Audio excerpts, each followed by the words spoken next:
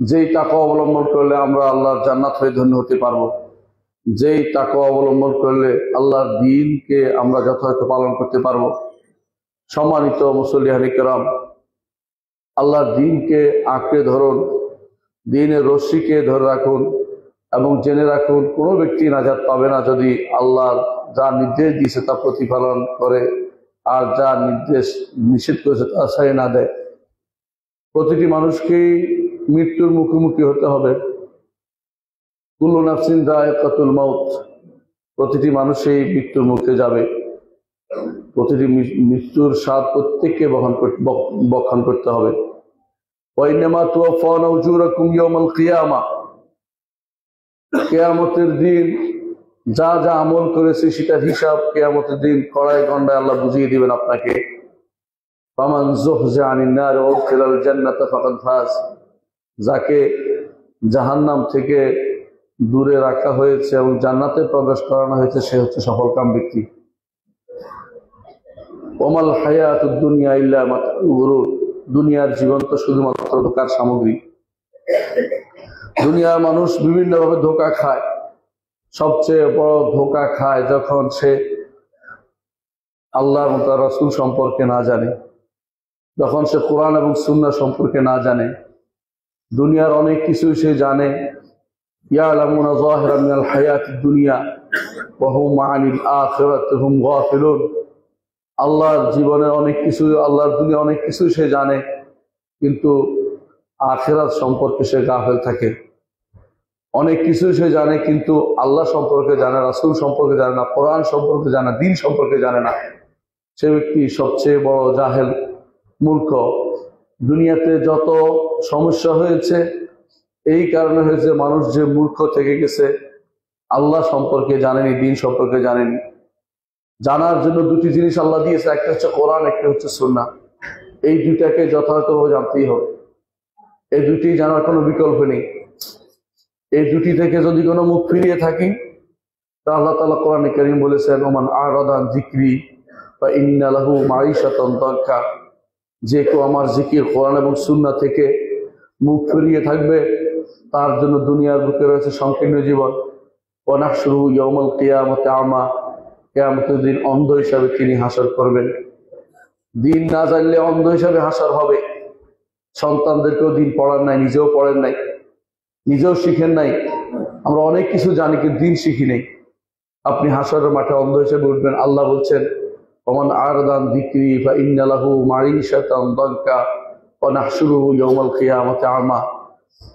ক্বালা রাব্বি লিমা হাশারতানি আমা, সে বলবে, আল্লাহ আমাকে কেন অন্ধ হিসাবে আপনি হাসরের মাঠে উঠাচ্ছেন? অন্ধ হিসাবে কেন উঠালেন? ওয়াকাদ কুনতু বাসীরা, আমি তো খুবই দেখতাম দুনিয়ার বুকে। ক্বালা কাযালিকা আতাতকা আয়াতুনা ফানাসীতাহা ফাকাযালিকা আল-ইয়াওমা তুনসা, তোমার কাছে আমার আয়াত এসেছিল, তুমি সেগুলি ভুলে বসেছিলে, আজকের দিনে তোমাকেও এভাবে ছেড়ে রাখা হবে, তোমাকে এখান থেকে উদ্ধার করার চিন্তা করা হবে না। কোনো আল্লাহ তাআলা কাউকে উদ্ধার করবে না যদি কোনো দিন ঈমান না থাকে। দিন ঈমান না থাকার মূল হচ্ছে আল্লাহ সম্পর্কে না জানা, আল্লাহ দ্বীন সম্পর্কে জানা, রাসূল সম্পর্কে না জানা। এই তিনটি জিনিস যে ব্যক্তি জানবে না সে ব্যক্তি সবচেয়ে বড় হতভাগা। আল্লাহ সম্পর্কে না জানলে, আল্লাহর কাছে যাওয়ার পথটা না জানলে আপনি হতভাগা। দুইটা জিনিস জানতে হবে, আল্লাহকে চেনা এবং আল্লাহর কাছে যাওয়ার পথ কি, আল্লাহর জান্নাত লাভের জন্য হওয়ার পথ কি, এই দুইটা আপনাকে আমাদের প্রত্যেককে জানতে হবে। সম্মানিত মুসল্লিয়ান কিরাম, প্রতিটি মানুষই আসলে জাহেল। আল্লাহ তাআলা কোরআনে কারীম মানুষদের জাহেলি বলেছেন, কারণ বেশিরভাগ মানুষই মূর্খ, জানে না। কি জানে না? তার পরিণতি জানে না। এমন বোঝা বহন করে যা সে বহন করতে পারবে না, এমন দায়িত্ব সে নেয় যে দায়িত্ব তার যোগ্যতা নেই, এমন দায়িত্ব সে নেয়ার জন্য লালায়িত থাকে। প্রথম যে আমাদের উপর আল্লাহ তাআলা দায়িত্ব দিয়েছেন, শরীয়ত যে তোমাদেরকে মানতে হবে, শরীয়তের উপর তোমাদের হিসাব হবে, নিকাশ হবে, শরীয়ত না মানলে জাহান্নামে যাবে। এটা প্রথম আল্লাহ তাআলা পাহাড় পর্বত আসমান সবাইকে দিয়েছে, কেউ নিতে রাজি হয় নাই। মানুষ নিয়েছে, কারণ মানুষ জাহেল। আল্লাহ তাআলা কোরআনে কারীম বলছেন, ইন্না আরাদনাল আমানাতা আলাস সামাওয়াতি ওয়াল আরদি ওয়াল জিবালি فأبينا أن يحملنها وأشفقن منها وحملها الإنسان إنه كان ظلوما جهولا। মানুষ জালেম এবং জাহেল এজন্য সে নিয়েছে যে আমি আপনার কথা শুনে জান্নাতে যাব, আর যারা আসমান জমিন পাহাড় পর্বত যখন তাদেরকে বলা হয়েছে যে জান্নাতে যাওয়ার সুযোগ দিব, আমার কথা শুনতে হবে, আমার আদেশ নিষেধ মানতে হবে, আদেশ নিষেধ মেনে চলতে হবে, দুনিয়ার বুকে তারা নিতে রাজি হয় নাই। আশফাকনা মিনহা, এ থেকে পালিয়েছে। এই আমানত, এটার নাম যে আল্লাহর নির্দেশ আদেশ নিষেধ, আল্লাহর শরীয়ত মানা, আল্লাহর দ্বীন মানা, কোরআন এবং সুন্নাহ মেনে চলা, এটা শুধুমাত্র আল্লাহ মানুষকে এই দায়িত্ব দিয়েছেন, কারণ তাকে পুরস্কৃত করবেন।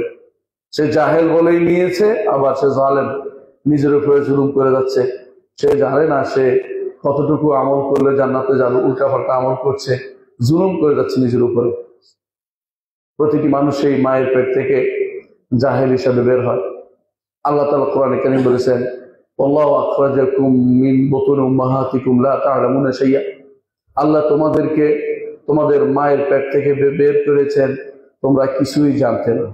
যারা বলে কেউ মায়ের পেট থেকে কোনো কিছু মুখস্থ করে বের হয়েছে, তারা মিথ্যা কথা বলে। মায়ের পেট থেকে কেউ কিছু মুখস্থ করে বের হয় না। আল্লাহ তাআলা আমাদেরকে মূর্খ হিসাবে দুনিয়াতে বের করেছেন। দুনিয়াতে আসার পরে এমন সব সামগ্রী দিয়েছেন যা দিয়ে আমরা জ্ঞান অর্জন করতে পারি। সেটা কি? তিনটি জিনিস স্পষ্ট করে দিয়েছেন। আমাদের চোখ দিয়েছেন দেখে শেখার জন্য, কান দিয়েছেন এবং বিবেক দিয়েছেন। তিনটা জিনিস দিয়ে অনুধাবন করার জন্য আর শুনে শেখার জন্য দিয়েছেন। কিন্তু আমরা তিনটিকে কাজে যদি না লাগাতে পারি তাহলে আমরা বালহুম আদল, আল্লাহ বলেছে উলাইকা কাল আনআমি বালহুম আদল, চতুষ্প জন্তুর মতো, বরং তার চেয়েও তারা নিকৃষ্ট, তার চেয়েও তারা নিকৃষ্ট। কারণ চতুষ্প জন্তুর কোনো হিসাব হবে না, তাদের জন্য জাহান্নামের ব্যবস্থাপনা নেই, ভয় নেই। কিন্তু আপনার জন্য জাহান্নাম যদি না মানেন, জাহান্নামে যাওয়ার ব্যবস্থা রয়েছে, আপনি আরো পথভ্রষ্ট। আল্লাহ তাআলা কোরআনে কারীমের জন্য বলেছেন, ওয়ালাকাদ যারানা লিজাহান্নামা কাসীরাম মিনাল জিন্নি ওয়াল ইনস। অবশ্যই আমরা সৃষ্টি করেছি জাহান্নামের জন্য অনেক মানুষ এবং জিনদেরকে। লাহুম কুলুবুন লা ইয়াফকাহুনা বিহা, তাদের অন্তর আছে কিন্তু বুঝার চিন্তা করে না। বরং আযানুন লা ইয়াসমাউনা বিহা, কান আছে শোনার চিন্তা করে না। তাদের চোখ আছে দেখার চিন্তা করে না। উলাইকা কাল আনাম, তারা চতুষ্প জন্তুর চেয়েও নিকৃষ্ট। যে মূর্খতা নিয়ে দুনিয়াতে এসেছি, সেই মূর্খতা নিয়ে যদি দুনিয়া থেকে চলে যায়, আপনার জন্য ভালো কিছু অপেক্ষা করে নাই, আপনার জন্য জাহান্নাম ছাড়া কোনো গত্যন্তর নাই। এই জন্য দুনিয়াতে এসে যদি কোনো আপনি এই নিজের থেকে জুলুম এবং জাহাদ দুইটা যদি দূর করতে না পারেন, আপনি হচ্ছেন চরম হতভাগা। এই মিথ্যাচার এবং এই জুলুম যদি আপনি না ছাড়তে পারেন, এই অজ্ঞতা যদি না ছাড়তে পারেন, তাহলে আপনি হবেন চরম হতভাগা। আল্লাহ তাআলা কোরআনে কারীমে আমাদেরকে এটাই বলেছেন যে আমাদেরকে অবশ্যই সম্মানিত করেছেন। প্রথম যে আদম, তাকেও সম্মানিত করেছেন ইলমের কারণে, অন্য কোনো কারণ নয়। আদম আলাইহিস সালামের কাছে আল্লাহ তাআলা এমন ইলম দিলেন যে ইলম তিনি ফেরেশতাদের দেননি। তারপর তিনি বললেন এই সমস্ত জিনিসের নাম বলো, ফেরেশতারা বলতে পারেননি, আদম আলাইহিস সালাম বললেন। এই ইলমের কারণে তিনি শ্রেষ্ঠত্ব লাভ করলেন। এই ইলমের কারণে দুনিয়াতে মানুষ শ্রেষ্ঠত্ব লাভ করে, অন্য কোনো ইলম নয়। যে ইলমটা দিয়ে আল্লাহ তাআলার পক্ষ থেকে যে ইলম মানুষদের দেওয়া হয়েছে, সে ইলমটা দ্বীনি ইলম দিয়ে শ্রেষ্ঠত্ব লাভ করে। এখনো দুনিয়ার বুকে এবং দুনিয়ার বুকে মানুষ তাদেরকেই সম্মান করে আল্লাহ সম্পর্কে বেশি জানে। আল্লাহ সম্পর্কে বেশি জানে নবীরা, আল্লাহ সম্পর্কে বেশি জানেন সিদ্দিকরা, আল্লাহ সম্পর্কে বেশি জানেন শহীদরা, আল্লাহ সম্পর্কে বেশি জানেন সালেহরা। এই চার শ্রেণীর কথা আল্লাহ কোরআনে ঘোষণা করেছেন। উলাইকাল্লাযীনা আনআমা আল্লাহু আলাইহিম মিনান নাবিয়্যিন ওয়াস-সিদ্দীকিন ওয়াশ-শুহাদা ওয়াস-সালিহিন। সম্মানিত মুসলিম কিরাম, দুনিয়ার বুকে যত ফিতনা হয়েছে, যত বিপদ হয়েছে, যত রকমের আপদ এসেছে আমাদের মানুষদের উপরে, তার মূল কারণ ছিল আল্লাহ সম্পর্কে না জানা, আল্লাহ সম্পর্কে না জানা। একটু দেখুন নূহ আলাইহিস সালাতু ওয়াস সালাম, তিনি তার কওমকে কি বলছেন? ইয়া কওমি লা আসআলুকুম আলাইহি মালান, হে আমার জাতি, আমি এটার উপর কোনো সম্পদ চাই না, তোমাদের কাছে বিনিময় চাই না। অর্থাৎ তিনি যে আল্লাহর পথে দাওয়াত দিচ্ছেন, ঈমানের দাওয়াত দিচ্ছেন, এর কোনো বিনিময় চাচ্ছেন না। ইন আজরিয়া ইল্লা আলাল্লাহ, আমার বিনিময় তো আমার রব আমাকে দিবেন। ওয়া মা আনা বিতারিদিল্লাযীনা আমানু, আমি যারা ঈমান এনেছে দুর্বল মানুষ, এদেরকে তাড়িয়ে দিব না। তোমাদের নেতাদের আবদার ছিল, তাদের নেতাদের আবদার ছিল এটা যে ছোটখাটো যারা ইমান আনছে এদেরকে তাড়িয়ে দেন, তাহলে আমরা ইমান আনবো। তিনি তখন বললেন যে ওয়ামা আনা বিতারিদিল্লাযিনা আমানু ইন্নাহুম মুলাকু রাব্বিহিম, তারা তাদের রবের সাথে সাক্ষাৎ করবে, আমি তাদেরকে কেন তাড়িয়ে দিব? ওয়ালাকিন্নী আরাকুম কওমান তাজহালুন, আমি দেখতে পাচ্ছি তোমরা হচ্ছে জাহেল জাতি। তারা বোঝা গেল যারা ইমান আনেনি তারা জাহেল, যত বড় পণ্ডিত দাবি করুক না কেন তারা জাহেল। আবু জাহেল কেন জাহেল হয়েছে? কারণ সেই ব্যক্তি ইমান আনে নাই। যে ইমান এনেছে সে ব্যক্তি আলেম, সে ব্যক্তি জ্ঞান আল্লাহকে জেনে ইমান এনেছে, এই জন্য তার ইমানের মূল্য রয়েছে। আমাদের সমাজে বেশিরভাগ মানুষ ইমান বাপ দাদার থেকে পেয়েছি, কিন্তু আল্লাহকে জেনে কয়জন ইমান এনেছি? আল্লাহকে ভয় করে কয়জন ইমান এনেছি? কয়জন আমরা আল্লাহ তাআলার আজমত সম্পর্কে জানি, বড়ত্ব সম্পর্কে জানি? কয়জন আমরা জানি যে হাসরের মাঠে আল্লাহ তাআলা তিনি কিভাবে আমাদেরকে অ্যাড্রেস করবেন, আল্লাহর সামনে আমাকে দাঁড়াতে হবে, এই আল্লাহ রাব্বুল ইজ্জতের সামনে প্রত্যেকটি কাজের হিসাব আমাকে দিতে হবে। এই বড়ত্ব যে ব্যক্তি ধারণ করতে পেরেছে সেই ব্যক্তি তো সত্যিকার ইমান এনেছে।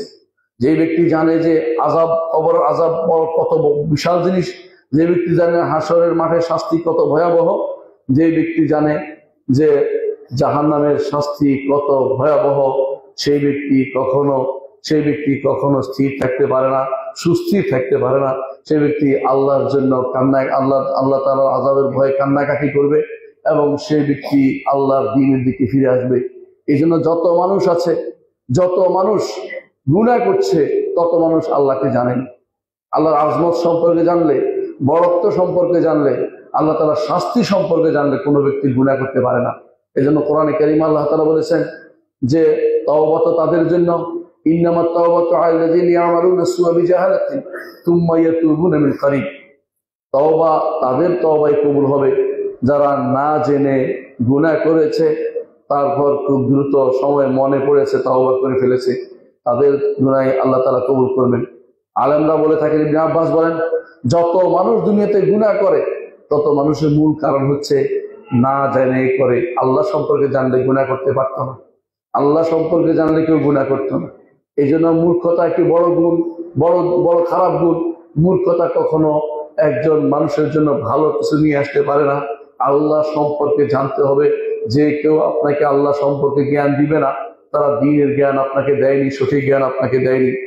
হুদ আলাইহিস সালাতু ওয়াস সালাম তার কওমকে বলছেন, ক্বালু আজিতানা লিতাফিকানা আন আলিহাতিনা ফাআতিনা বিমা তা'উদুনা ইন কুনতা মিনাস সাদিকিন।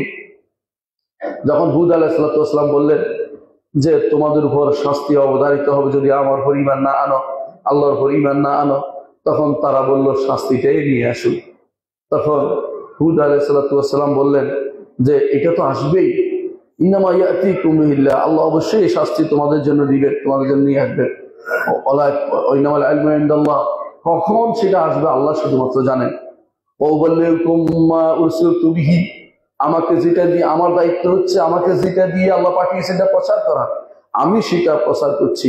ওয়ালাকিন্নী আরাকুম কওমান তাজহালুন, আমি দেখতে পাচ্ছি তোমরা সব মূর্খ জাতি, তোমরা আল্লাহর আজমত ও বড়ত্ব বুঝতেছো না, তোমরা আযাব চাচ্ছ, আযাব হইতে কেউ বাকি থাকবে না। তারপর যখন তারা মূর্খতায় সর্বশেষ পর্যায়ে চলে গেল, আল্লাহর পক্ষ থেকে আযাব এসে তাদেরকে ধ্বংস করে দিল। এটাই হচ্ছে আল্লাহর সম্পর্কে না জানার পরিণতি। আল্লাহর আযাব যখন আসে তখন সেখানে আর কাউকে তিনি ছাড়েন না, সবাইকে তিনি একসাথে তাদেরকে ধসিয়ে দেন। রাসূলুল্লাহ সাল্লাল্লাহু আলাইহি ওয়াসাল্লাম এই জন্য আমাদেরকে সাবধান করেছেন যে তোমরা হয় সৎ কাজে আদেশ দিবে, অসৎ কাজ থেকে নিষেধ করবে, না হলে আল্লাহর পক্ষ থেকে এমন আযাব আসবে যে আযাবে তোমরা কেউ অবশিষ্ট থাকবে না, সবাইকে আল্লাহ তাআলা পাকড়াও করবেন। আর যদি কোনো ভূমিকম্প আমাদেরকে পাকড়াও করে তো শুধু কি নেককার মানুষ বদকার মরবে না, নেককারও মারা যাবে। কারণ এই জন্য যে তারা আল্লাহর পথে, তারা আল্লাহর যে নীতিটা, আল্লাহর যে শাস্তির নীতিটা তা মানুষকে বলে দিতে পারে নাই। এই জন্য আল্লাহ তাআলা উভয়কে শাস্তি দিবেন। আল্লাহ তাআলা কোরআনে কারীম বলেছেন, যখন যখন যখন বনি ইসরাইলের 3টি গোষ্ঠী, তখন বনি ইসরাইলের 3টি গোষ্ঠী ছিল, তারা শনিবারে মাছ ধরলো। তখন শনিবার মাছ ধরার কারণে আল্লাহ তাআলা যারা নিষেধ করেছে তাদেরকে শুধুমাত্র আল্লাহ তাআলা বাঁচিয়েছে, আর যারা নিষেধ করে না চুপ ছিল, আর যারা মাছ ধরেছে শনিবারে, তাদের শনিবারে মাছ ধরা নিষেধ ছিল, আল্লাহ তাআলা তাদেরকে উভয়কে বানর এবং শুকর বানিয়ে দিলেন। সুতরাং বোঝা গেল যে আল্লাহর আযাব যখন আসে, শুধু আল্লাহ সম্পর্কে যারা জানে তাদেরকেই একান্ত ভাবে তিনি তিনি শুধুমাত্র নাজাত দেন। এর বাইরে যত শ্রেণী আছে, যত রকমের হিলাবাজি করবে, যত রকমের সালাকি করবে, আল্লাহর সাথে কোনো সালাকি চলবে না। আল্লাহ তাআলা তাদেরকে কঠিন ভাবে পাকড়াও করবেন, যেভাবে ইতিপূর্বে প্রত্যেক জাতিকে আল্লাহ পাকড়াও করেছেন। লূত আলাইহিস সালামের কওম মারাত্মক যে কাজে লিপ্ত ছিল, সমকামিতা, সে ব্যাপারে আল্লাহ তাআলা বলছেন ওয়ালুতান ইয ক্বালা লিকওমিহি, লূত যখন তার কওমকে বলেছিল আতাতুনাল ফাহিশাতা ওয়া আনতুম তুবসিরুন, জেনে বুঝে তোমরা এই অশ্লীলতায় কেন লিপ্ত হয়েছ।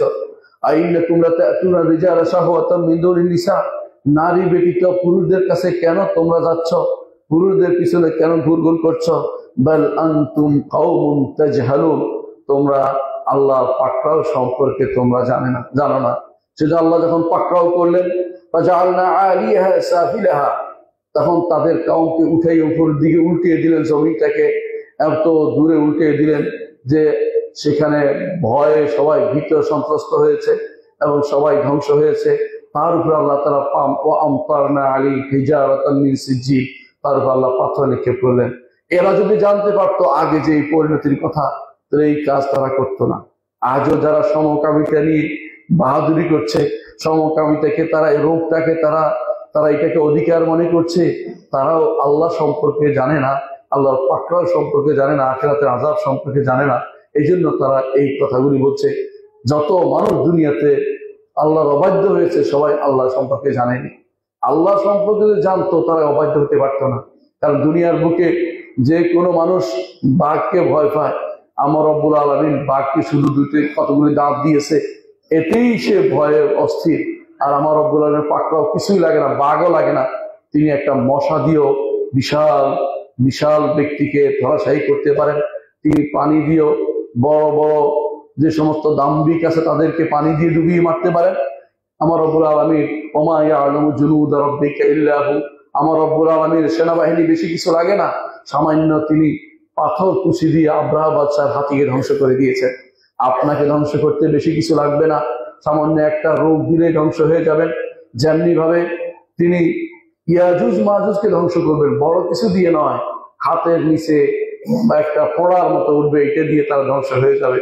আল্লাহ যখন কাউকে পাকড়াও করেন, ওয়াকাযালিকা আখযু রাব্বিকা ইযা আখাযাল কুরা ওয়া হিয়া যালিমা ইন্না আখযাহু আলীমুন শাদীদ। আমার রব্বুল আলামিন বলছে, ওয়াকাযালিকা আখযু রাব্বিকা, এইভাবেই আপনার রবের পাকড়াও যখন তিনি ইযা আখাযাল কুরা, যখন তিনি কোন জনপদকে পাকড়াও করেন, ইন্না আখযাহু আলীমুন শাদীদ, তার পাকড়াও অত্যন্ত কঠোর এবং অত্যন্ত কঠোর। তার পাকড়াওর পরে আর কিছু অবশিষ্ট থাকে না, তিনি শুধু ছাড় দেন, তিনি ছেড়ে দেন না।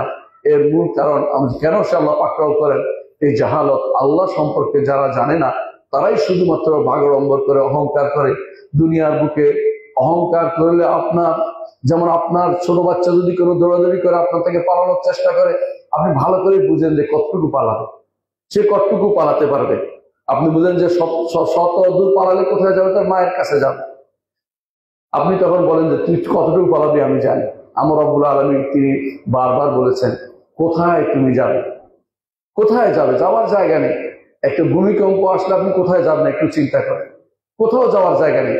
যেখানে যান সেখানে উড়ে এসে কিছু একটা করতে পারে। অনেকে বলে পিলারের নিচে যাবেন, অনেকে বলে ওই টেবিলের নিচে যাবেন, এগুলি কোনোটাই আপনাকে বাঁচাতে পারবে না।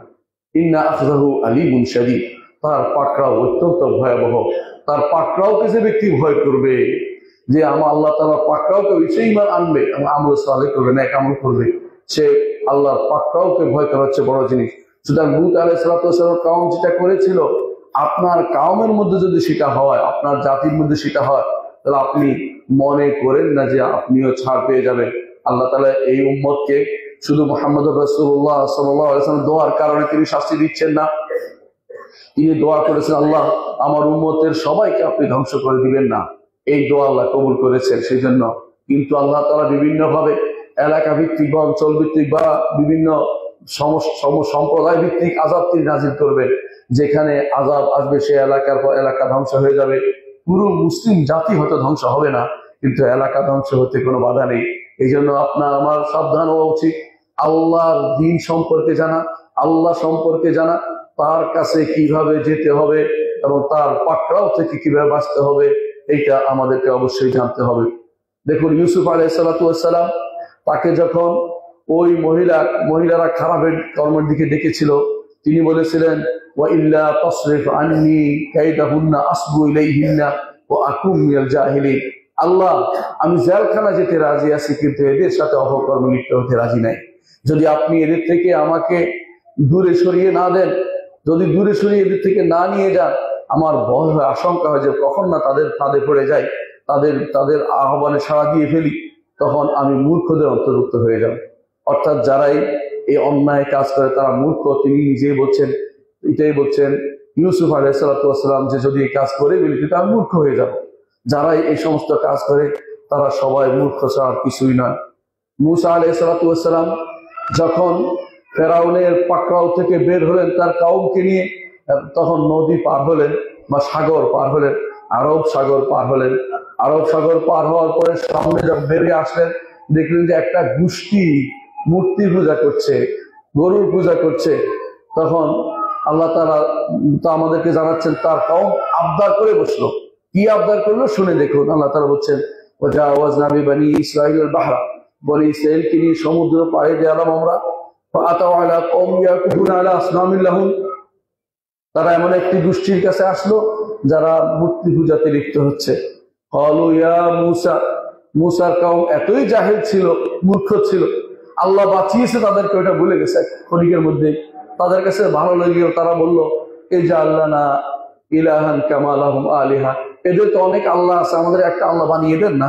মানে আবদারের চরম আবদার করছে, এমন একটা আবদার যে আবদার হচ্ছে কুফরি শিরক। তখন মূসা আলাইহিস সালাম একটা কথাই বললেন, ইন্নাকুম কাওমুন তাজহালুন, তোমরা সবই মূর্খ জাতি দেখতে পাচ্ছি। তার মূর্খতা হলে তো চাইতে পারো না যে আল্লাহ তোমাদেরকে বাঁচিয়েছেন, যে আল্লাহ তোমাদেরকে বিভিন্ন রকমের সুযোগ সুবিধা দিয়েছেন, এই ফেরাউনের পাকড়াও থেকে বাঁচিয়েছেন, তার বিপক্ষে তোমরা একটা মূর্তি চাচ্ছ। মুহাম্মদ রাসূলুল্লাহ সাল্লাল্লাহু আলাইহি ওয়াসাল্লাম এরকম একটি ঘটনা আপনারা জানেন, তিনি হুনাইনের যুদ্ধে যাচ্ছিলেন মক্কা বিজয়ের পরে। আর মক্কা বিজয়ের পরে কি হয়েছিল, মক্কা থেকে যারা নতুন মুসলিম হয়েছে, এখনো তারা পূর্ণাঙ্গ ইসলামের ভিতরে প্রবেশ করতে পারেনি, অনেক কিছু জানেনি, তারা যাচ্ছিল হুনাইনের যুদ্ধে। যাওয়ার সময় প্রতিমধ্যে একটা বিশাল গাছ দেখতে গেল।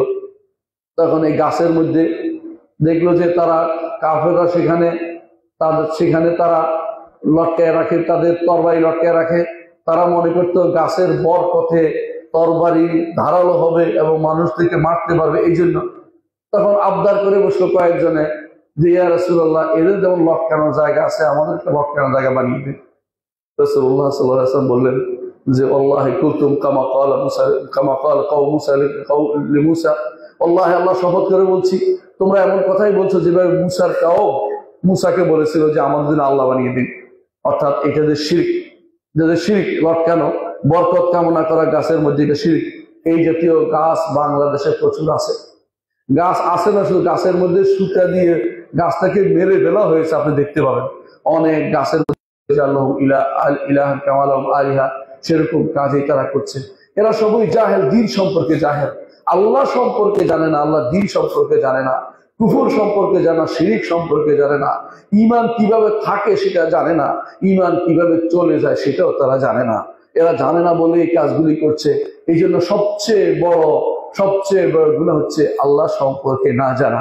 মুহাম্মদ রাসূলুল্লাহ সাল্লাল্লাহু আলাইহি ওয়াসাল্লাম তিনি যখন তার কওমের থেকে বিভিন্ন রকমের কষ্ট পাচ্ছিলেন, বিভিন্ন রকমের কষ্ট বলছিল তারা, তখন রাসূলুল্লাহ সাল্লাল্লাহু আলাইহি ওয়াসাল্লাম চাইতেন যে এমন কোনো দিয়ে যদি তার কওম ঈমান আনতো, তার দরদী ছিলেন তিনি, এমন কিছু যদি দেখাইতে পারতেন যার কওম সবাই ঈমান নিয়ে এনে ফেলত। আল্লাহর কাছে তিনি এরকম মনে মনে আকাঙ্ক্ষা করছেন যে আল্লাহ কিছু আমাকে সহযোগিতা করুন যাতে সবাই ঈমান আনে। কিন্তু আল্লাহ তাআলা তিনি যাকে হেদায়েত দিবেন তা নির্ধারিত আছে, সবাইকে তিনি হেদায়েত দিবেন না। জাহান্নামও তিনি পুরাবেন, জান্নাতও তিনি ভর্তি করবেন। জান্নাত জাহান্নাম উভয়টাই পূর্ণ করা তার দায়িত্ব, তিনি বলেছেন হাদিসে।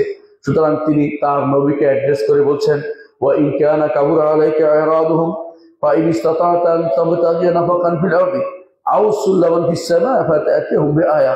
হে নবী, আপনাকে বলছি প্রচার করতে আর তাদের থেকে মুখ ফিরিয়ে থাকতে। বেশি তাদেরকে হেদায়েতের জন্য আপনার মরে যাওয়ার দরকার নেই, আপনি তাদের হেদায়েতের জন্য নিজেকে ধ্বংস করার দরকার নেই। আপনি শুধু প্রচার করা আপনার দায়িত্ব। ওয়াইন কানা কাবুরা আলাইকা ইরাদুহুম, যদি তাদের এই সমস্ত কথা থেকে ফিরে থাকা আপনার জন্য কষ্টকর হয়ে যায়, ফাইন ইসতাতা'তান তাবতাগিয়া নাফাকান ফিল আরদি, আপনি তাহলে জমিনের কোনো গর্তের ভিতরে ঢুকে পড়ুন অথবা আসমানের সিঁড়িতে উঠে পড়ুন, ফাতাতিয়াহুম বিআয়া, সেখান থেকে নিদর্শন নিয়ে আসুন। অর্থাৎ আল্লাহ যদি না দেয়, নিদর্শন আনার ক্ষমতা আমার নবীর নেই। এই জন্য তিনি সাবধান করছেন তার নবীকে, সাবধান, আপনি এত পেরেশান হওয়ার কারণ নেই। যখন যাকে হেদায়েত দিতে হবে সেটা আমি জানি, আপনি এত পেরেশান হওয়ার কারণ নেই। তারপর তিনি বলেছেন, ওয়ালাউ শাআ আল্লাহু লাজামা'না আলাল হুদা, আল্লাহ যদি চান সবাইকে হেদায়েত দিয়ে দিতে পারেন, কিন্তু তিনি হেদায়েত সবাইকে যখন ইচ্ছা তখন দিবেন, সবাইকে তিনি হেদায়েত দিবেন না, কারণ উভয়টি তিনি পূর্ণ করবেন। লা আমলা আন্না জাহান্নামা মিনাল জিন্নাতি ওয়ান নাস আজমাইন, মানুষ এবং জিন উভয় দিয়ে তিনি জাহান্নাম পূর্ণ করবেন, সেটা তার নীতির ওয়াদার মধ্যে রয়েছে। এই জন্য তিনি আল্লাহ তাআলা তার নবীকে বলছেন, ফালা তাকুনান্না মিনাল জাহিলিন, আপনি জাহেলদের অন্তর্ভুক্ত হবেন না। আপনি আলেম, তাহলে জাহেলদের অন্তর্ভুক্ত কেন হবেন? আপনি আলেম, আল্লাহ সম্পর্কে জানেন, আপনি যে কোনো নিদর্শন আনার চেষ্টা করবেন না, নিদর্শন দিয়ে তাক লাগিয়ে দেওয়ার চেষ্টা করবেন না। আল্লাহ তাআলা যাকে হেদায়েত দিবে সে ব্যক্তি হেদায়েত প্রাপ্ত হবে। আজও অনেকেই আমরা মনে করি আমার দ্বারা সব দ্বারা হেদায়েত আমি করার দায়িত্ব নিচ্ছি না। আপনার দায়িত্ব শুধু পৌঁছে দেয়া, আপনার দায়িত্ব দাওয়াত দেয়া। আল্লাহ যখন ইচ্ছা তাকে তিনি হেদায়েত করবেন।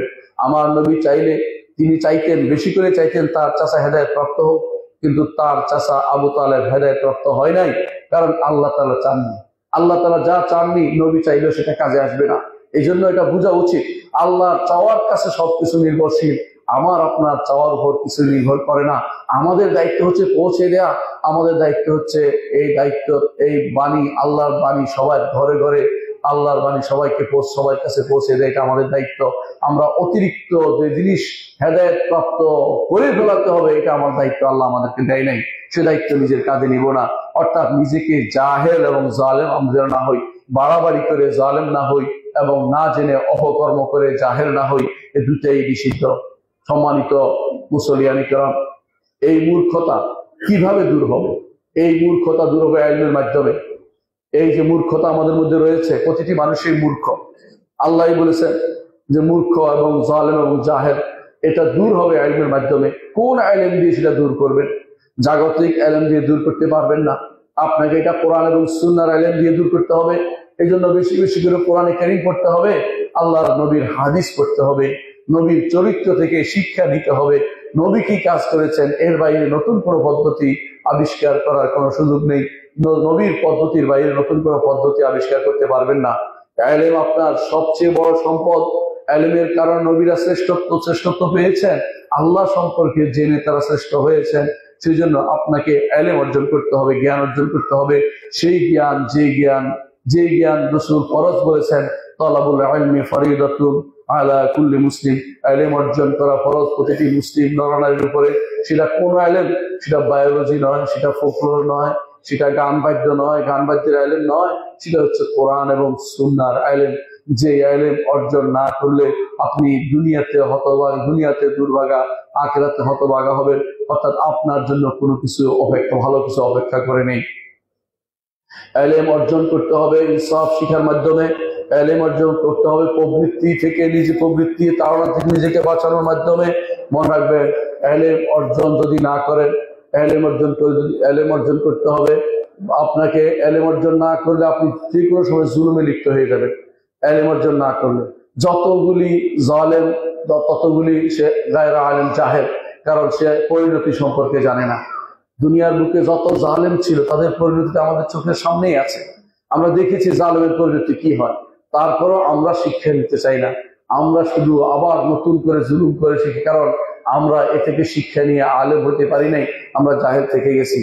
এই জন্য যদি বিভিন্ন কারণে মানুষ জাহেল হয়ে যায়, রাসূলুল্লাহ সাল্লাল্লাহু আলাইহি ওয়াসাল্লাম আমাদেরকে জানিয়েছেন কিভাবে এই মূর্খতা আমাদের মধ্যে প্রসার লাভ করবে। তিনি আমাদেরকে পূর্বে জানিয়েছেন যে আল্লাহর দিন থেকে মানুষ বিমুখ থাকবে, দিন পড়বে না, দিন জানবে না, দিনের উপর চলবে না, দিন বাকি ব্যতীত চলবে।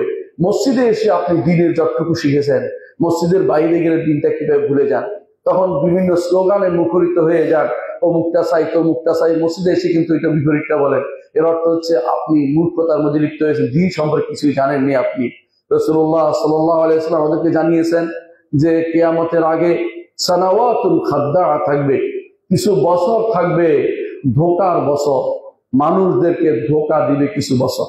অর্থাৎ কিরকম বলছে রাসূলুল্লাহ সাল্লাল্লাহু আলাইহি ওয়াসাল্লাম বলেছেন, ইউরফাউ ফিহাল আসাফিল, সেখানে যারা নিচু শ্রেণী তাদেরকে বড় জায়গায় বসানো হবে। দেখবেন নামাজ নাই, দিন নাই, শরীয়ত নাই, মানে না, তারে আপনারা ভোট দিচ্ছেন, তার পিছনে হেঁটে চলেছেন এবং তাকে আপনি সংসদে পাঠাচ্ছেন। আপনার পক্ষে কথা বলবে এমন লোক যে আল্লাহ শরীয়ত সম্পর্কে জানে না, দিন সম্পর্কে জানে না, এদেরকে আপনি কি বলবেন, কোন জায়গায় দিতে ফেলবেন? রাসূল যে বলছেন সানাওয়াতুল খাদ্দা, ধোঁকাগ্রস্ত কিছু বছর থাকবে, অনেকগুলি বছর। সেই বছরের ভিতরে আপনি আমি পড়ে গেছি কিনা আপনি চিন্তা করে দেখুন। আপনার কাছে এখন মানদণ্ড পরিবর্তন হয়ে গেছে। সেটা কি কুকুরে মানুষ খেয়েছে অপরাধ হয় নাই, কুকুর মেরেছে অপরাধ হয়ে গেছে। এরকম অবস্থা কিন্তু চলছে আপনার চোখের সামনে। কেউ যদি কোনো গান বাদ্য চলে নিষেধ করলে অপরাধ হয়ে গেছে, ব্যক্তিগত স্বাধীনতায় আঘাত করে ফেলেছে, অথচ গান বাদ্যের কারণে সালাত আদায় করতে পারে না, এটা কোনো অপরাধ না। সেটা তার ব্যক্তিগত স্বাধীনতা দিয়ে সে আমার গান আমার সালাত আদায় ব্যাঘাত সৃষ্টি করেছে, এটা কোনো সমস্যা না। আজকে আপনি একজন মানুষ আপনার চোখের সামনে মদ খাবে, বাধা দিতে পারবেন না, বলে দিবে যে তার ব্যক্তিগত স্বাধীনতা। আবার ব্যক্তিগত স্বাধীনতা দিয়ে আপনার সন্তানকে আক্রমণ করবে, বৌদ্ধ আক্রমণ করবে, সেগুলি কোনো কিছুই বলতে পারবেন না যে আমার স্বাধীনতা কোথায়। আপনি চলার স্বাধীনতা বন্ধ, যদি টুপি দাঁড়িয়েওয়ালা হন আপনার সব স্বাধীনতা ক্ষুণ্ণ হয়ে যাবে। আর যারা হোমরা চোমরা আছে, আল্লাহর শরীয়ত বিরোধী আছে, তাদের জন্য যত স্বাধীনতা দেওয়া হচ্ছে, এগুলি হচ্ছে সানাওয়াতুল খাদ্দা। আমার নবী বলেছেন এগুলো হচ্ছে ধোঁকাগ্রস্ত কিছু বছর হবে, যেগুলিতে নিকৃষ্ট মানুষগুলো উপরের স্তরে বসে যাবে। নিকৃষ্ট মানুষ রাসূলুল্লাহ তাদের সম্পর্কে বলেছেন রুয়াইবেদা ইয়াতাকাল্লামু ফি আম্মাতিন নাস। রাসূল বলেছেন এমন কিছু লোক হবে যাদেরকে রুয়াইবেদা রাসূল বলেছেন। সাহাবায়ে কেরাম বলেন ইয়া রাসূলুল্লাহ রুয়াইবেদা কারা? রাসূল বললেন যে রুয়াইবেদা হচ্ছে ওই সমস্ত লোকেরা যারা এমন নিকৃষ্ট, দিন সম্পর্কে কিছু জানে না অথচ দিন সম্পর্কে কথা বলে দেয়। আপনি দেখেন আজ দিন সম্পর্কে যারা কিছুই জানে না তারাই টকশোতে বসে যায়, তারাই বিভিন্ন রকমের আলোচনায় বসে, তারাই বিভিন্ন কথা ঝাড়ে। তাদের কারণে আপনি আবুল ফাউল এদেরকে বা বাউল এদেরকে কোনো কিছু বলতে পারবেন না, কারণ এর পক্ষে এক গোষ্ঠী দাঁড়িয়ে যাবে। ওদের মধ্যে যারা এই গোষ্ঠী দাঁড়িয়ে গেছে তাদের মধ্যে নামাজি বন্ধ আপনি পাবেন। আমি বুঝলাম না তারা কিসের সালাত আদায় করে। কাফেরদের পক্ষে যারা অবস্থান নেয় তাদের পরিণতি কি হবে বোঝা উচিত। এরা কোনদিন ইমানদার ছিলও না, এদেরকে ইমানদার বানানো আপনি এত বেহুদা ইমানদার কেন আপনি বলছেন? ইমানদার বানানোর শর্তই হচ্ছে এটা, একমাত্র আল্লাহর ইবাদত করতে হবে, রাসূলের পথে চলতে হবে। এই দুইটা যদি না হয়, নিজের মন মতো ব্যাখ্যা দিয়ে একটা কিছু দাঁড় করালে কেউ ইমানদার থাকে না, ইমান থেকে বেরিয়ে যায়। এইটা আপনাকে শিখতে হবে। ইমান কিভাবে হয়, ইমান কিভাবে যায়, এটা আমাদের জানতে হবে। সম্মানিত মুসলিম کرام, বলছিলাম যে সমস্ত কারণে আজ আমাদের মধ্যে বিভ্রান্তি তৈরি হচ্ছে তা হচ্ছে আমরা সানাওয়াত খাদ্দা, ধোঁকাগ্রস্ত অবস্থায় আছি। কারণ দিন সম্পর্কে না জানলে শয়তান আমাদেরকে ধোঁকা দেয় এবং আশেপাশে যে সমস্ত মানবরূপী শয়তান আছে তারাও আমাদেরকে ধোঁকা দেয়। এই মানবরূপী শয়তানরা আমাদেরকে সবচেয়ে বেশি ধোঁকা দিচ্ছে এখন। দিন সম্পর্কে না জানা আরেকটি কারণ হচ্ছে আমাদের মধ্যে অনুভূতি নাই। একটা সময় ছিল নিজের ছেলে যখন সালাত আদায় করতো না আপনার মনে কষ্ট হতো, আপনি বলতেন যে সালাতের জন্য তাকে উঠাতেন। এখন অনুভূতি শূন্য হয়ে গেছে। এখন স্বামী স্ত্রী সালাত আদায় করে না, একজন আরেকজন কিছু অনুভূতি নাই, কিছুই বলে না। বছরের পর বছর ধরে স্বামী চাকরি করে সালাত আদায় করে না, এটা চিন্তা করে না। টাকা পেয়ে স্ত্রী খুশি। আবার অনেক সময় স্বামী দেখে যে আমার স্ত্রী রাস্তায় রাস্তায় ঘুরছে, এইভাবে মানুষকে প্রলুব্ধ করছে, হারাম পথে চলছে, মুখ খুলে হাঁটছে, শরীর খুলে হাঁটতেছে, দেহ প্রদর্শনী করছে, তারপর তার কোনো অনুভূতি নাই। যত অনুভূতি না থাকার অর্থ হচ্ছে আপনি হচ্ছেন জাহেল, মূর্খ। আপনি দিন সম্পর্কে জানেননি, আপনি শরীয়ত সম্পর্কে জানেননি, আল্লাহ সম্পর্কে জানেননি, আল্লাহ পক্কাও সম্পর্কে জানেননি। কারণ মুহাম্মদুর রাসূলুল্লাহ সাল্লাল্লাহু আলাইহি ওয়াসাল্লাম তিনি বলেছেন যে দাইয়ুস কখনো জান্নাতে যাবে না, দাইয়ুস জান্নাতে যাবে না। আপনি দাইয়ুসিপনাকে সমর্থন করছেন। আপনি চলছে রাস্তায় রাস্তায় হাঁটছে, দেখছে আপনার স্ত্রীকে, আপনার বোনকে, আপনি কিছুই বলেন না। আপনি দাইয়ুসিপনাকে সমর্থন করছেন। আপনি বলতেও পারছেন না তারা এখন নতুন নীতি অবলম্বন করবে, আইন বানাবে, আইন দেখাবে। যারা এগুলি করবে সবগুলি দাইয়ুসিপনার সমর্থক। এরা হচ্ছে দুনিয়ার বুকে নিকৃষ্ট মানুষদের অন্তর্ভুক্ত, যারা মানুষদেরকে বিভ্রান্তিতে লিপ্ত রয়েছে, বিভ্রান্তিতে লিপ্ত করছে। সম্মানিত মুসলিম কেরাম, আরো মূর্খতার আরেকটি কারণ হচ্ছে মানুষের মধ্যে উচ্চ বিলাস, যেটাকে বলে দিনের ব্যাপারে উঁচু হওয়ার তাদের ইচ্ছা নেই। তারা দুনিয়া দিয়ে উঁচু চায়, দুনিয়া নিয়ে ব্যস্ত থাকতে চায়।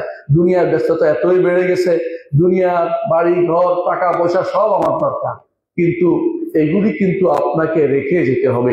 এই চিন্তা থেকে সে সম্পূর্ণরূপে বিমুখ হয়ে আছে। এমন হতে পারে আজকে আপনি আছেন, কালকে আপনি নেই, কিন্তু আজকে যে টাকা রোজগার করেছেন এগুলি কি কালকে ভোগ করতে পারবেন কিনা এই চিন্তা আপনি কোনোদিন করেন নাই। আপনি মনে করছেন বহু বছর বাঁচবেন, সেজন্য শুধু টাকা জমাচ্ছেন, কিন্তু আল্লাহ দিন সম্পর্কে জানার চিন্তা আপনি করেননি। সন্তানদেরকে এমন সব বিদ্যা পড়াচ্ছেন যেগুলি সে শুধুমাত্র দুনিয়ার কাজে লাগবে, দিনের কোনো কাজে লাগবে না। এই চিন্তা আপনি করেন নাই যে দিনের কাজে যেটা লাগবে না এইটা আমি তাকে কেন পড়াচ্ছি, যেটা আমার আখিরাতে যাবে না, দুনিয়াতে রেখে যেতে হবে, এটা আমার কেন পড়াতে হবে তাকে? এইটা দিয়ে আমার কতটুকু কাজে লাগবে, এইটা দিয়ে আমি তাকে কতটুকু দিনের উপর রাখতে পারবো? কিন্তু না, আপনি চিন্তা করেন না। আপনি চিন্তা করেন যে আমাকে আমার পরে হাল ধরতে হবে, আমার অমুক ফ্যাক্টরি, আমার অমুকটাতে সেইটা করতে হবে, ওইটা করতে হবে, আমার এই বাড়ি করতে হবে, ওই বাড়ি করতে হবে, 10 তলা বাড়িটা কমপ্লিট হয় নাই, 13 তলা করতে হবে। এই চিন্তায় আপনি বিভোর হয়ে আছেন। কিছুক্ষণের মধ্যেই আপনার জন্য মালাকুল মউত এসে আপনাকে নিয়ে গেছেন, বাড়িও চলে গেছে, আপনার হাতে আর নাই। আখিরাতের সম্পদ বলতে কিছু আপনার কাছে নেই। এর মূল কারণ হচ্ছে দুনিয়া নিয়ে আমি বেশি ব্যস্ত হয়ে পড়েছি। যত বেশি দুনিয়া নিয়ে ব্যস্ত হয়ে পড়বো ততই আপনি আল্লাহ দিন থেকে দূরে সরে যাবেন। কারণ দিন এবং দুনিয়া সম্পূর্ণ একটাকে সাপোর্ট করে না। যে ব্যক্তি দুনিয়াদার হবে সে দিনের উপর থাকতে পারবে না। হ্যাঁ, দিন যার হলে আপনার জন্য দুনিয়াটা যেটা আল্লাহ নির্ধারণ করেছে আপনি পাবেন, একটু এদিক সেদিক হবে না, পাবেন, অবশ্যই পাবেন। কিন্তু দুনিয়াদার হয়ে দিন কোনোদিন আপনি পাবেন না। যে ব্যক্তি দুনিয়াদার হয়েছে, দিন নিয়েছে, সে ব্যক্তি অবশ্যই দিনের দিকে ফিরেছে বলেই পেয়েছে।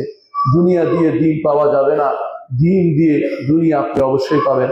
এই জন্য আল্লাহর দিনকে শিখার চেষ্টা করুন, আল্লাহ তাআলাকে জানার চেষ্টা করুন, তার আযাবকে জানার চেষ্টা করুন, ইসলামকে জানার চেষ্টা করুন। যেভাবে পারেন কোরআন এবং সুন্নাহ পড়ুন, যেভাবে পারেন অর্থ বুঝুন। এখন আলহামদুলিল্লাহ হাতের মুঠোয় চলে এসেছে, কোরআন এবং হাদিস পড়া কঠিন কিছু নয়। একজন মানুষ হাতের মুঠোতে বসে কোরআন হাদিস পড়তে পারে। হাতের যে আপনার ফোনটা আছে এর মধ্যে কোরআন হাদিসের অনুবাদ আছে, ব্যাখ্যা আছে, এটা পড়ে আপনাকে দ্বীনের জ্ঞান অর্জন করা কোনো কঠিন কিছু নয়। এরপরেও ওজর আর থাকবে না, কারণ আপনার কাছে সব এসেছে। আমি জানতাম না বলে সেদিন কোনো কথা আর বলতে পারবেন